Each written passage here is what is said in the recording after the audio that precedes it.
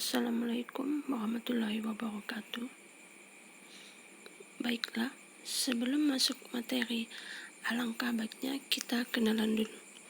Kemungkinan di kelas ini sebagian besar belum mengenal ibu, karena kalian santri baru yang baru mulai masuk di sekolah tercinta kita, MTS Basyuni Imran.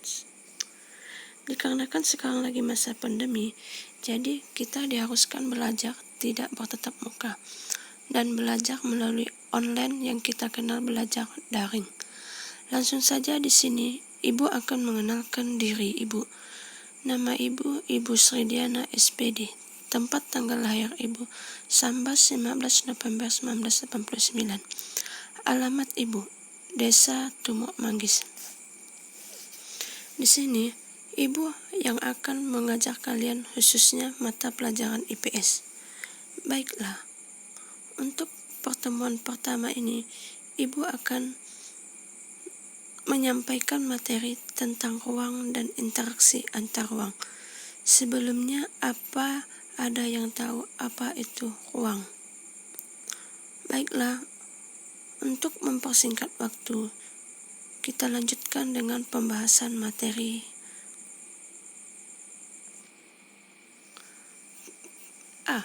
Pengertian ruang dan interaksi antar ruang. Dimensi ruang merupakan bagian dari kehidupan makhluk hidup. Karena manusia hidup memerlukan ruang sebagai tempat berlangsungnya aktivitas kehidupan.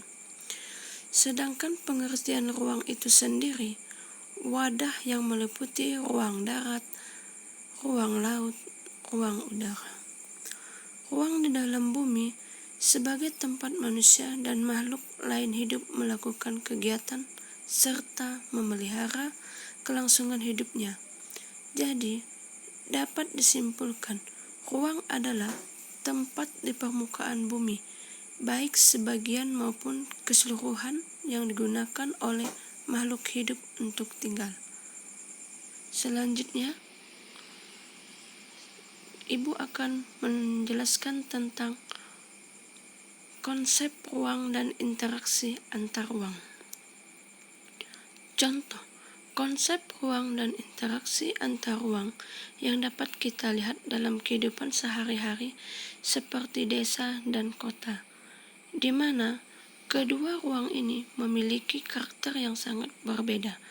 Perbedaan itu muncul karena potensi yang dimilikinya.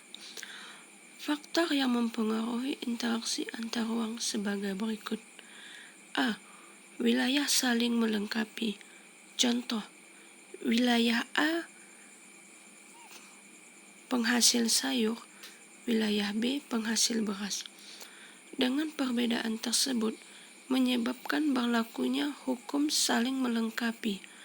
Kota yang persediaannya bahan baku dari sektor pertanian sangat terbatas akan membutuhkan pasokan dari wilayah desa. Sebaliknya, wilayah desa yang tidak mampu memproduksi barang jadi akan membeli barang jadi dari kota. B. Kesempatan berintervensi. C. Kemudahan pemindahan dalam ruang atau transferabilitas. Transferabilitas diartikan sebagai kemudahan pemindahan dalam ruang seperti pemindahan manusia, gagasan, barang, dan informasi. Kemudahan tersebut dapat diukur dari jarak, biaya transportasi, dan kelancaran proses pengangkutan. Selanjutnya, kedua, yaitu pemahaman ruang di Indonesia melalui peta. Pemahaman lokasi melalui peta. Peta terdiri atas beberapa komponen penting. Komponen peta berfungsi memudahkan pembaca memahami informasi pada peta. Adapun komponen pada peta sebagai berikut. Judul peta. Judul peta fungsinya mengetahui gambaran secara umum isi peta yang disusun dengan kalimat jelas. Skala. Skala menunjukkan perbandingan ukuran objek sesungguhnya dengan ukuran objek di peta. Skala terbagi lagi menjadi skala angka, garis tulisan. Lambang orientasi menunjukkan arah mata angin pada peta yang disimbolkan dengan anak panah ujungnya diberi huruf U. Selanjutnya simbol. Tanda pada peta untuk mewakili kenampakan objek sebenarnya. Selanjutnya garis koordinat.